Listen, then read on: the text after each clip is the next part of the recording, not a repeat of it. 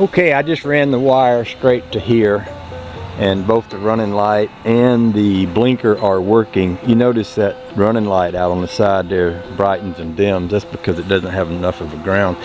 But what I can do is run the white wire to the ground on that one and then straight across to the ground on that one. I'm going to throw the blinkers onto that side, and I don't have the lights, running lights wired over there yet, but I'm just going to throw the blinker light over to there to see if that one's blinking. Then I'm going to disconnect all of that, run those wires directly to each light, ground it good. See, that's got my blinkers working. So the green wire is working my blinker over here, the yellow wire is working my blinker over there, the brown wire is the running lights, the white wire is the ground. I can make that happen pretty easily. Okay.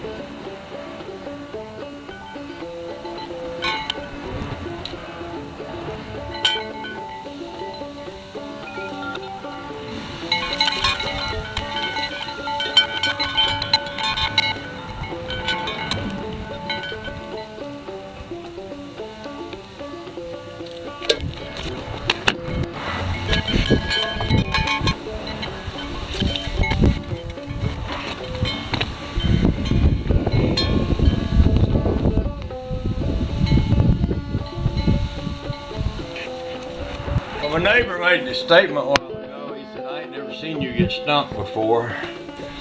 And he was talking about that trailer. So I'm going to tell y'all what I did.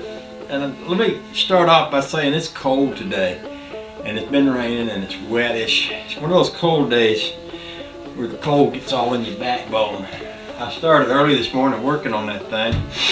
At first I couldn't get the trailer lights to work.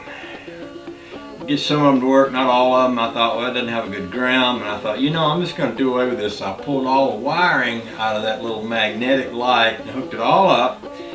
I had the turn signals and the lights working good on one side, and the turn signal working good on the other side. I brought the ground and the wire for the running light for the other side over, and then nothing worked. It just all went weird. And I thought, well, I kept trying to figure that out, and I thought, well, maybe the wiring from that magnetic light is so cheap that it's not heavy enough to pull that much current through that ground or through, because it just had one wire to run both sides of the light. So, okay, back to the drawing board. I went and bought a new wiring harness set from the trailer with some heavier wires and ran that back to the tail light, and then they weren't working.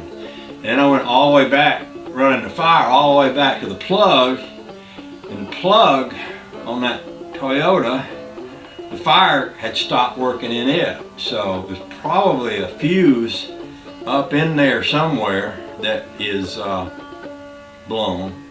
But it's not the lights. I mean, the lights are working, turn signal's working, everything's working. There might be a separate fuse that's in that trailer plug wire. You know, nowadays with the kind of lights they have, it's not just a matter of hooking wires to the lights. They have all this computerized junk built into that to separate out the turn signals from the running lights and all this other crap.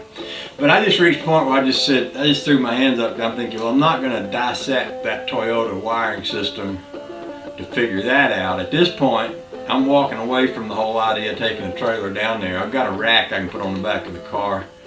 I think I can put everything I'm going to take on it. And if not, I'll take the green car and we'll hook it up to the big trailer and we'll take that. I don't like to admit defeat, and maybe this isn't permanent defeat, but for today, I'm walking away from the Toyota, I'm walking away from the trailer. You know, Todd worked on that trailer one day and he couldn't get the wires to work. And I told Trish that if I couldn't get them to work, I'd pronounce it to be demon possessed. Well, I hadn't quite got to that level, even though I'm thinking about it, but I have gotten to a level where I'm walking away from the trailer at this point.